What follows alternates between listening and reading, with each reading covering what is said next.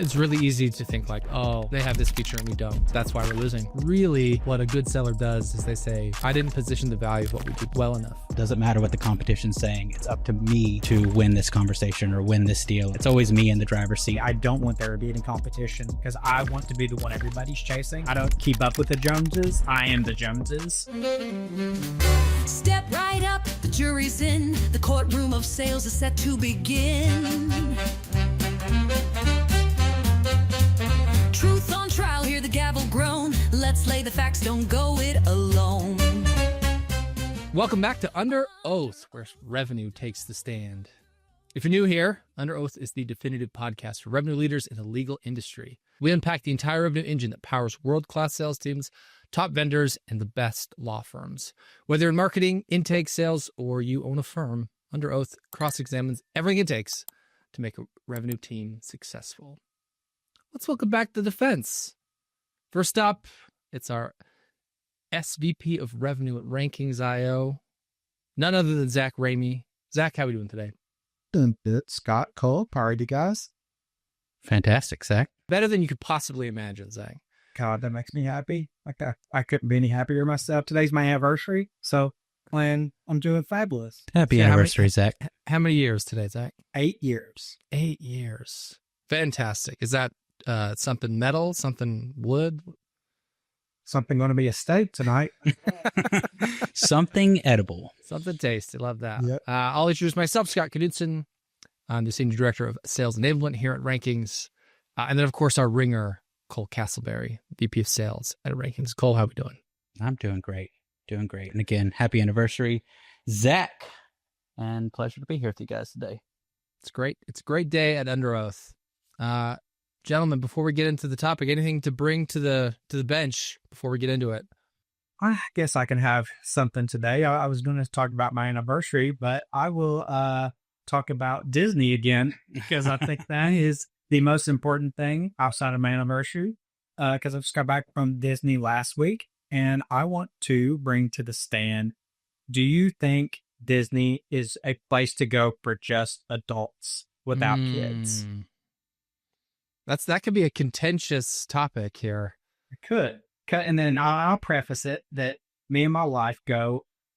So when we go just us, and then we take our son, and then we go just us, and then we take our son, because Disney for us is somewhere we love, and there is a ton of things to do that you wouldn't do if you had your kids with you. So, but I know that's a very hot topic. But really quick, what's your all's take on that? I can hop in here and say that I have never been to Disney. So my take is undecided, but I'll also say that whether it's adults or kids or whatever line you take, it looks so fun.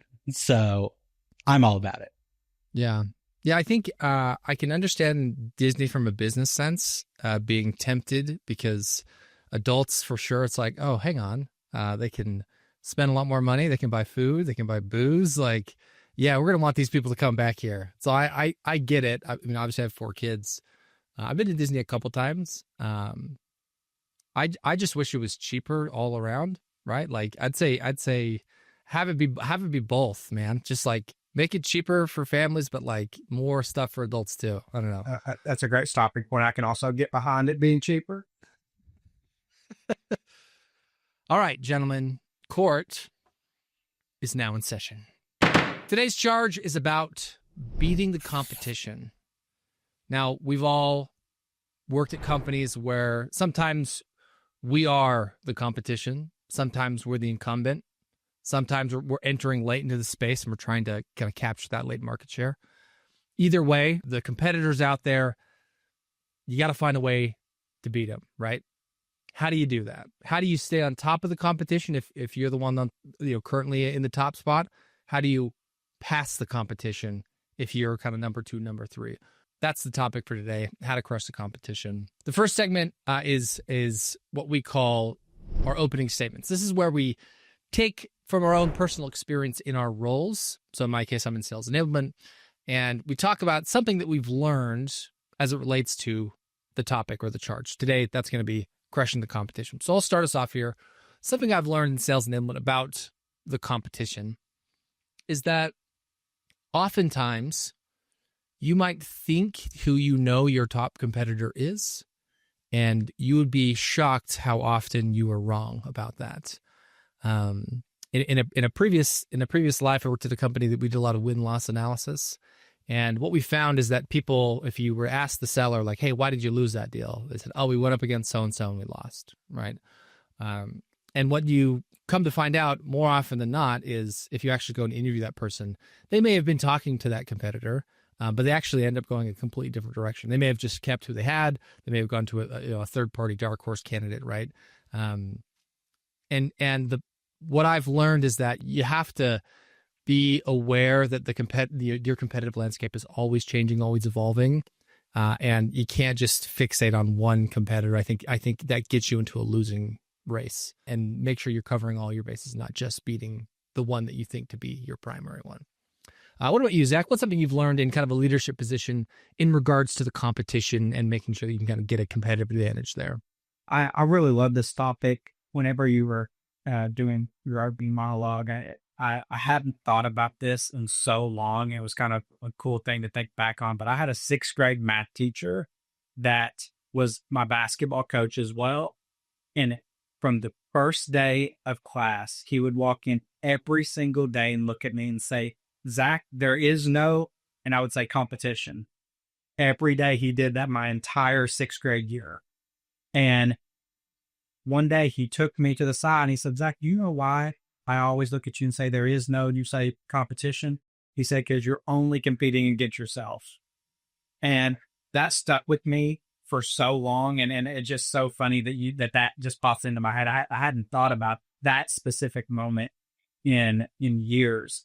But I've always kind of adapted that philosophy that I think you should be acutely aware of who you're going against. But I truly believe the only person or company you're competing against day in, day out is yourself. If you only are competing against other people, you're going to get taken up by their decisions and what they do and what they're posting. I think you should be aware of it. But I only want to get better and beat myself from a daily basis. And that shows that we are moving in the right direction. I don't ever want to be stagnant, because at the end of the day, I don't want there to be any competition, because I want to be the one everybody's chasing. Always say the line, like, I don't keep up with the Joneses. I am the Joneses. Love that. Cole, what about you? In the front lines, whether as a sales manager or, contributor, or something you've even noticed from sellers, what's something you've learned from beating the competition in your role? It's about the decisions we make. I focus on what we can control, because if I'm looking at what our competitors are doing, I think Zach said it really well, that I'm chasing their decisions. I'm implementing their motives versus being at the forefront of decisions that they're chasing. So when I think about competition, I actually don't think about competition, because I don't believe that we actually have any. We are the front runner, and we are the ones setting the stage for things. But I've thought that with every role that I've ever been in, is I am the one who can win or lose this deal. It doesn't matter what the competition's saying. It's up to me to win this conversation or win this deal. So it's always me in the driver's seat, not the competition dictating what's happening. Yeah, I think it's really easy to, especially in a head-to-head, to think like, oh, they have this feature and we don't. That's why we're losing. And, it's possible that can factor into it. But really, what a good seller does is they say, I didn't position the value of what we do well enough, right? There are a lot of talented people at every company building great products. And usually most companies are at the position they are at, where they have customers, they have people paying them, right? It's different if you're, an individual trying to create something, trying to bootstrap it yourself, right? Like, you're kind of proving in the market. But most people probably listening to this, you're in a company who is selling something, who's been selling something, who has customers, right? And sometimes it can feel like, yeah, but they have more money than us. They have a bigger company than us. They've been around longer than us. Like, how could we go against that? And I think a true competitor is looking internally and saying, okay, what am I doing to overcome some? Yeah, and some of them are legitimate product pitfalls, right? It's like, yeah, we don't have that. How do I position around that, other than just say like, sorry, we don't do that, right? So I think you're dead on. Like, if viewing competition first and foremost, I think through yourself, I think is always going to be the best lens in which to evaluate who the true competition is. So now we're going to move into what we call cross-examination. Now, this is where we just go a little bit more in depth on the topic itself, maybe try to find some real-world examples. We're building a revenue engine here at Rankings, and so we deal with this stuff kind of all the time. We have these conversations in kind of our leadership meetings and with our reps. I want to ask Zach and Cole some specific questions around the competition. When you talk about beating the competition, Cole, I'll start with you. How would you structure mindset, building the product, and building a process as far as like which would you do first, second, and third when it comes to facing a competition? Yeah, I think everything always starts with your mindset and how you enter a space, right? If you go in with the mindset that this, Scott, you brought up a couple examples. This competitor has this, and I'll never beat that. You probably won't because you're in the wrong mindset, right? If you go into the same conversation saying, I have no competition, I'm the prize, I'm the one at the table, that energy is usually reflected on that sales call. So I definitely think it starts with a mindset piece. I think from there, it always goes into process and how you conduct yourself I'm going to speak directly into the sales lens, which is how you conduct yourself on a call, being organized, showing up on time, following up well, having a clear path of what you're positioning on a call, bringing value to that call. If you're doing all of those things, it really doesn't matter what your competition is doing because you're checking all the right boxes on your side. So first mindset, then process, and then ultimately comes down to the product. What are you ultimately positioning from there? But I think in that order, it's never about that root cause of the product. It's how you've positioned it, what value you brought to the table, and ultimately what mindset you went into that call in specific. Yeah, Zach, it seems like you probably run into a lot of reps who kind of have it backwards, where that's their first gripe is like, the product's just not there. Like, what am I supposed to do? My hands are tied. How do you get reps to change their perspective on that? Sometimes you're not going to be able to change reps' opinions, and it's just because they're not a fit for your company. And say it all the time, there's millions of jobs out there. You don't have to be here. And I think once people realize that, because I've been at other company where they're like, no matter what, you could change your mindset, you can buy into the product. And sometimes that's just not the case. And it's being able to see that and have those honest conversations with people. But I think first and foremost is you got to drink your own Kool-Aid, right? Like you have to be able to showcase your case studies, and you have to be a buyer yourself, right? Like you can hear people on calls that they're buying what they're selling, or if they're just selling crap, right? But you can feel it. And I think getting people, getting reps with your product experts in-house, getting them on ops calls like that, those shouldn't be differentiated. Those should be, cross-department. People should be working together, believing in the people that's behind the curtain. And I think that's where a lot of teams fail, is the reason why when you're a leader and your people go to war for you or vice versa, because you're in the trenches and remain together. Same thing if you let your sales department go cross-department and operate with ops and things like that. Congratulations, you're now in the trenches together, right? You're going to go to war for those people, and you're going to believe in them more. You're going to believe in their talents more. Now you're not just selling the product, you're selling the person behind the product. And I think that's one thing that separates us so much, because if you listen to our AEs on calls, they're not just selling how great we are at SEO or PPC or LSA or web design. They're attaching names to those things that you're going to get done. We're introducing you to these AEMs. We're introducing you to the people building the websites behind the scenes, the COO at the company, all these people that you're going to get to interact with. And I think it's the belief beyond the product that really sells it, rather than just this thing, right? And I think that's what makes our company so different. And I think that's how you sell your employees on. Yeah, I think you bring up an interesting point, Zach. I've worked at a lot of places where, for whatever reason, there's this setup where you say, all right, our sales team's over here. We're going to go heads down. We're going to sell this thing. And you get so disconnected from the rest of the company. And sometimes I think leaders can get frustrated because they probably are interfacing a little bit more with that core leadership team, some of those big playmakers, and your frontline sellers just aren't. And so in their minds, they're like, can't you see the vision behind this? Can't you see all these great people? And the sellers just are not privy to it. They're not really in the weeds with all those players. One thing that I've really learned in my time in leadership is I've seen it both ways at companies. People are very segmented, and then a lot of people work together, right? Whenever you have people that are segmented in departments and they don't do cross-pollination, essentially, so a lot of finger pointing that goes on. It's either the product's fault or the sellers can't do it and sell crappy contracts, or they don't deliver properly. It's because there is no emotion attached to that now. It's just because I failed. It was because of you, wasn't me, right? Or vice versa. They sold crappy contracts, or the delivery bad. On the opposite side, whenever people go cross-department and they get to learn these people, they start saying, man, Cole's good. He would never sell this like that. Let's go back and listen to the call, right? And let's see how we improve for the next time, or do we need to implement a new onboarding thing back to reset expectations, because after the sale, it becomes a whole new thing. Or whether it's the gifting motion or the delivery, I think it becomes you think about your job and others rather than I didn't succeed and there's no way that was just my call. So it's all these people. I think it just becomes that more team camaraderie. We're all, I like to say one band, one sound. I just feel like people are running the same race when you cross-pollinate departments. And it just doesn't become this big finger pointing of, I didn't fail, they did. That's why I couldn't get it across the line. Yeah, I think one thing you've done, Zach, that I think is really wise is, we have meetings, as most companies do, with leadership teams and segments and whatnot.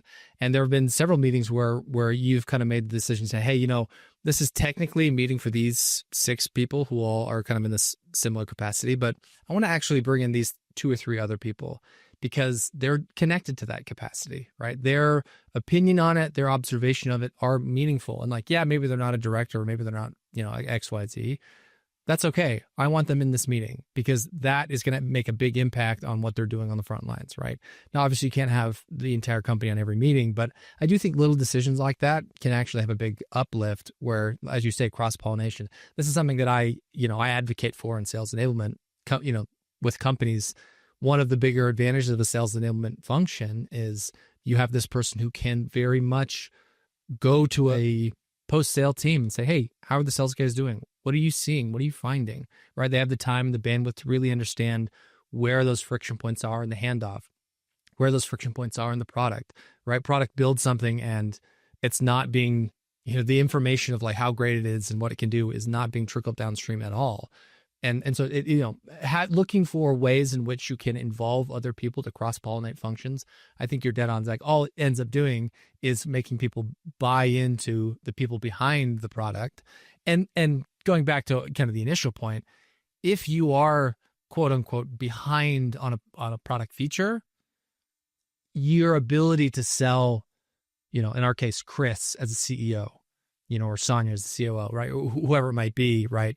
That can fill in the gaps, and in many cases be a stronger sell than we have this AI feature. Oh, we have this, whatever feature that may or may not be resonant, but no, this person who's behind it, they're a visionary. They're going to work, they're going to work until they die to make sure this thing gets off the ground.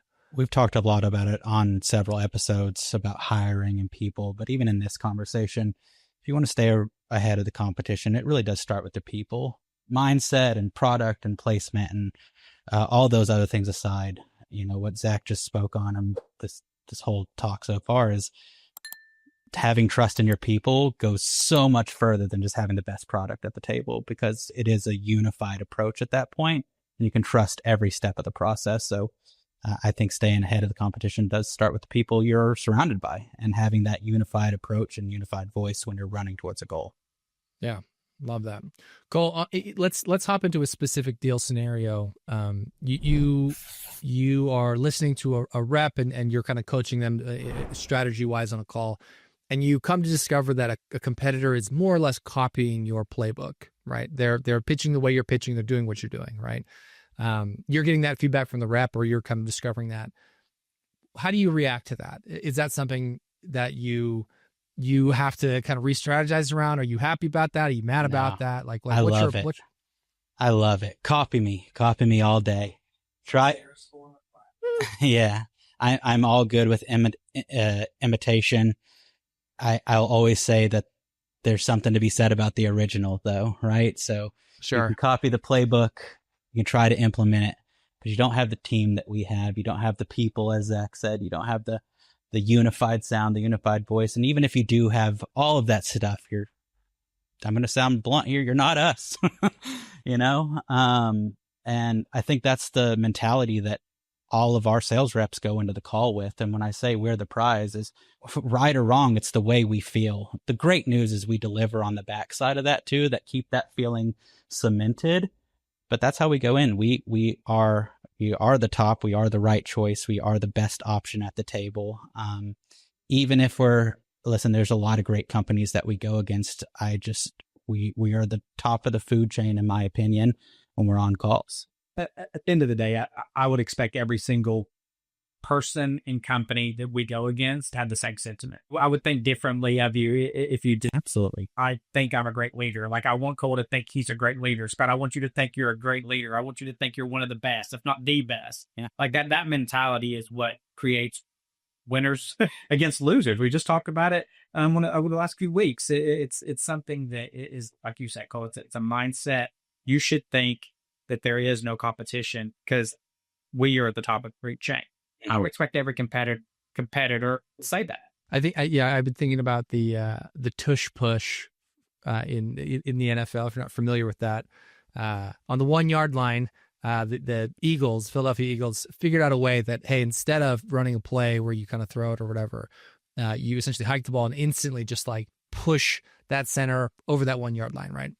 And the Eagles had a tremendous amount of success. They kind of not quite broke the system a little bit, but like it caused a little bit of controversy. It's like, should we ban this? Like, is this too strong of a move? That extra yard can convert a fourth down, right? It feels like you get an extra play. And the Eagles' approach was like, do it. You guys try. Like, go for it. Yeah. And sure enough, everybody else tried, and nobody else could do it quite the same way. Couldn't do it. And then for those listening, they actually did just vote on this at the owners' meeting, and it missed the vote, so it did not get banned. It can still happen. And I think this goes back to that same Eagles team won the Super Bowl, right? And you could say, like, well, did they win because of the tush push as a play? It's like, no, the reason they won, everybody the Chiefs could have run that play. Everybody could have run that play. But like you said, Cole, it's that marrying of like, yeah, we have a good product, but our ability to execute on any individual play has much more to do with our approach to it. All those little nuances, the trust we have, the belief we have in each other, like all that stuff marries together. And that's secret sauce. I'll keep coming back around to it because this is talking about competitors, and your biggest competitors will always live inside your company. Like you just said, Scott, it's the delivery of the product. It's the people that's pitching it. It's the belief in the people around you. Like, before you could ever think about another company that you're up against, those things have to be, that's your greatest hurdles to overcome. Those are the things that you're going to fight against every single day, is yourself and the people you're surrounded with. Better ready to go to war with those people. And that's the true competition that lives inside of your own company. I just think, like, if you are only concerned about yourself and the people that you're surrounded with, that you're going to war with, good things happen whenever you're only bought into your vision, your team's vision, and getting better. On the front lines of a deal, say you get outmaneuvered by a competitor, right? They did something that you weren't expecting. They ran a play that was just better than yours. How do you respond to that? What's your initial, like, dang, like, we got beat. How do you respond? We'll start with you, Cole. What's your response to that? I'll always take the line of humility, as I spoke on a minute ago, that there's great people that do the same thing as us. Just because my mindset and our mindset is the best, that doesn't mean that everyone else is less than. They are equally capable of delivering great results to their respective clients. So we absolutely don't win every single deal, and competitors or people who do the same stuff which we do, they also have clients in the space, right?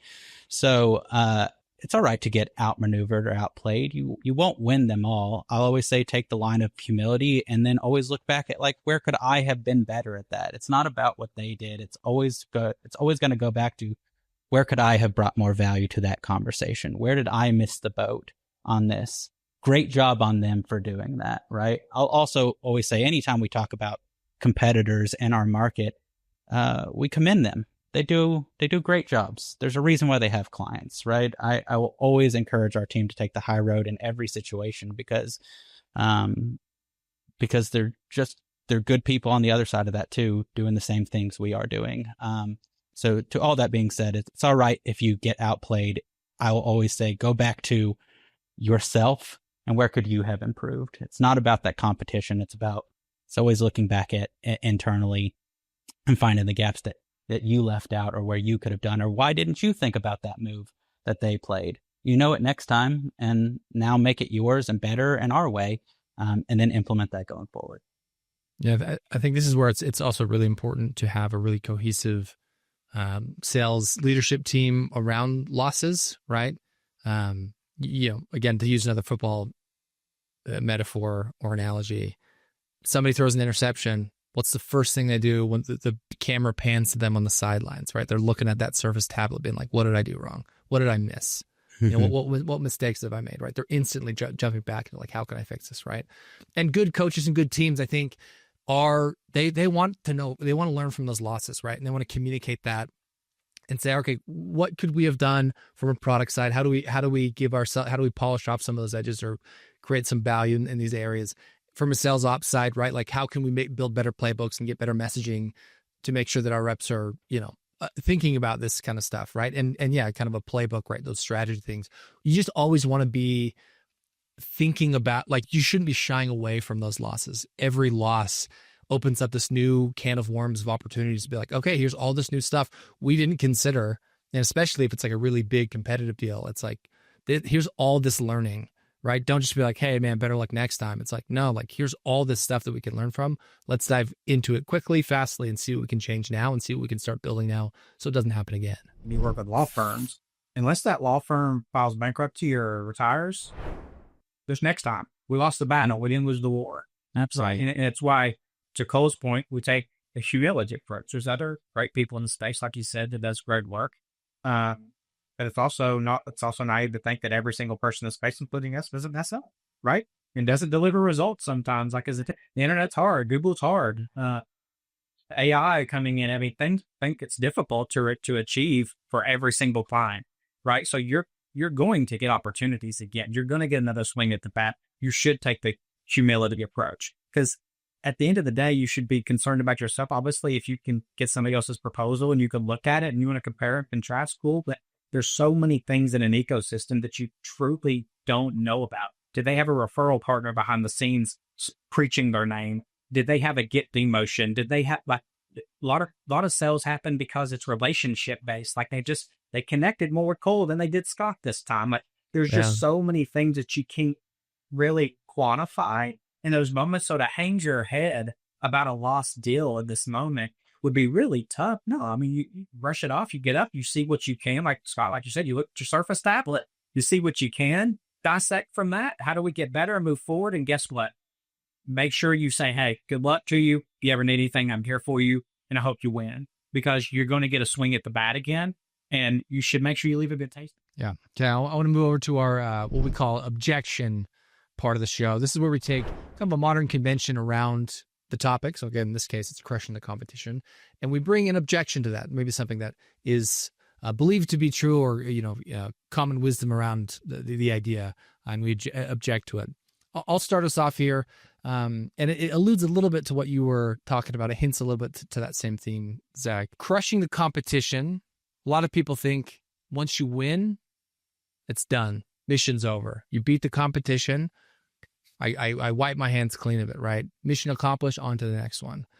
I think you can win a skirmish against the competition, but you can lose the war against them, right? And the minute that you feel like you're not invested in the deal anymore, even after they've closed one, you're putting it at risk, right? And so I think it's really important when you think about crushing the competition. It's not just, I'm going to provide a really great experience or position my product really masterfully up until they sign the DocuSign, they sign the contract, and then it's someone else's problem. Like, you should be thinking, this is my client, and it's my obligation to make sure they love, in our case, rankings or whatever your company is, for as long as humanly possible, and that they send referrals and they have a relationship with them, right? Now, that doesn't mean you need to like step on the toes of your CSMs or whatever, but like you should be thinking about always cultivating that, right? That's really what crushing the competition is a client says, I could never leave this company because I'm getting supported from the first BDR that called me, the sales rep, everyone in between, like they take care of me. That can outshine 1,000 shiny new toys that your competitor might have. So that's my objection, that like crushing the competition ends with you closing the deal. It absolutely does not. True winners maintain that relationship, and that's really what crushing the competition looks like. Zach, I'll move over to you. What's an objection you have about crushing the competition? Something that maybe people might assume to be true, but you would object to. I would say that just because somebody is always seen in the space doesn't make them your biggest competitor. And I think that happens a lot in our space. People throw a lot of money around. They get seen more often. And sometimes it's factual, right? Like, but what I would compare it to, and Cole and I talked about this quite a bit, is I think everybody knows what an ICP is. And if you don't, it's ideal client profile, right? I think you should also have an ideal competitor profile. And because sometimes the competition, quote unquote, that you're seeing everywhere isn't your true competition, right? They don't sell the same way you sell. They don't offer the same things you sell. They don't have the same standards that you have. Like, I think that sometimes people get lost in the battle, right? Because there can be jawing going on, some good locker room banter. Like, a lot of times these agency owners, they know each other, right? Or in other companies, not just agencies. I think people get lost in the competitor that they're after when in reality they're not. So just because you're seen, just because you're heard, doesn't make somebody the biggest fish in the pond. Typically, the people who move in silence, don't talk bad about each other on calls, those are the ones you should fear the most. Like, sometimes you can think like, this is what we do and this is what they do, and this is why we compete. It's because we're fighting for these same customers. And that can be true for a window of time. But if that's all you're focusing on is like, well, yeah, I do this now, you're selling yourself short. Like, you should be thinking much bigger of like, yeah, we compete with them now, but eventually we won't even think of them as a competitor because we have bigger plans. We're going to here, we're going to do this, right? So it can be, I think, in your best interest to, you have a short memory about who your competitors are, because if you're part of a great company, you're thinking of much bigger fish that you want to be going up against. Cole, what about you? What's an objection you have in the crushing the competition space? Yeah, I think a lot of times people think of crushing the competition as devaluing them or trying to prove a point that they're worse than you and focusing on the competition, right? Yeah. And I completely object to that mentality, because I think, honestly, the more times you throw punches at others leaves a distaste in the client you're talking to's mouth.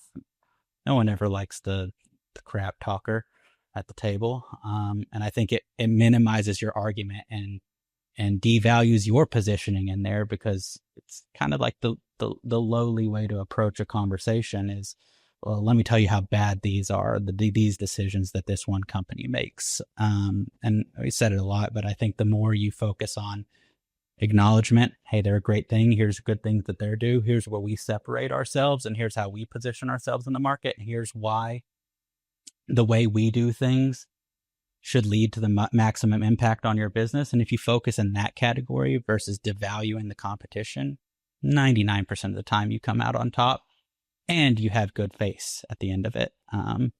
So I think that's super important, Cole. And oftentimes it's just a sign of insecurity, right? It's more of a reflection on you that like you can't come up with any good and meaningful reason to differentiate yourself. All you can do is just throw mud, right? Exactly. I think that's one of those lost arts a little bit. Yeah. And I think you said that on sometimes you here are competitors, here's the battle card, like that can turn really quickly into like, oh, these guys are slimy. Oh, they build a crappy product. Something I talk about all the time is I use Apple as an example. When have you ever seen Apple do a commercial for a smear campaign? Like that they belittle another company? Never. I've never seen it. Maybe in the beginning they did. I honestly don't know. But in my adult life, when I've been buying Apple products, they know the best, whether they are or not. Right? They act like it. They don't talk about others. They do their thing. They're in their lane, and they act like there is no competition. Yeah. And because of that, while they have competition, most people would lean towards an Apple ecosystem. We could argue about that at another bring something to the bench standpoint. I'm an Apple fanboy, so I'll take that line. But well, this has been good, guys. We're going to wrap up the episode today around crushing the competition, just with some closing thoughts. We call it closing arguments. Zach, we'll start with you. What's your closing statement for the Under Oath listeners about crushing the competition? Yeah, mine is going to be how I started, and it's going to be in memory of my former math and coach, Mr. and / Coach Bentley. He passed away since due to cancer, so R.I.P. Coach Bentley. But there is no competition would be my bumper sticker. Focus on yourself. Everything else will pan itself out. If you worry about yourself getting 1% better every single day, you keep iterating yourself and the team around you, you will soon find that the competition is ever changing, but you. Love that. The best way to beat your competition is to sell the people inside your company, right? And that can be through the lens of your features, through the lens of your products, but you should get to know why your CEO started this and really have an acute understanding, right? And you should understand what the product team is building and why that team is so advanced and smart and capable and the cool things they're building, right? And you should understand kind of how awesome your customer account management team is, your operations team, all these things, right? The more that you can invest in the company that you work for, the easier it is to sell against any feature out there, because ultimately, as one of you pointed out, like, so much of it is just, it's a relationship thing. Did they like you? Did they believe in what you're saying? Do they feel like they can trust you, right? And if you have a absolute trust in the people you work around, that will come across in your ability to sell and position your product and your company. And that is much more valuable than, hey, our company has this shiny feature. Would you like to, and nobody else does. So that's mine. Cole, what did you end us off here? Yeah. And Zach said these 3 words when he was walking through his, but I think it's important to hear again. So I'm not going to change what I was going to say, which is focus on yourself. If you take that line, and we said it in previous episodes, but if you're always looking at yourself and how do you become better, how do you position better, and you focus there, 99% of the time you'll end up winning that deal, because you're coming in with integrity, you're coming in with value, and you're truly creating a solution for the client versus trying to compete for a conversation, for a slot. If you just bring the value, clients typically seeing that. Love it. Zach, Cole, it's been another great episode. Under Oath listeners, we appreciate you tuning in. If you like the show, definitely give us a review on wherever you listen. Share clips that you see on LinkedIn or TikTok or Instagram Reels, wherever you find it. That helps us just get exposure, engage with that stuff. That's ultimately what we like to do. We think we have some cool insights from building a revenue engine at Rankings. And if you want to hear our thoughts on an idea or a topic, we'd love to hear from you. Or if you are yourself are building a revenue engine, or you are an expert in the space, we'd love to chat with us on Under Oath. Reach out to us. We'd love to talk to you, pick your brain, and share insights to other people, across the legal industry, whether you're a law firm owner or you've got you're a vendor, or you're just a random salesperson at a random company, whoever you might be. We appreciate you listening. We want to hear from you. That's going to do it for Under Oath today. This case is now closed.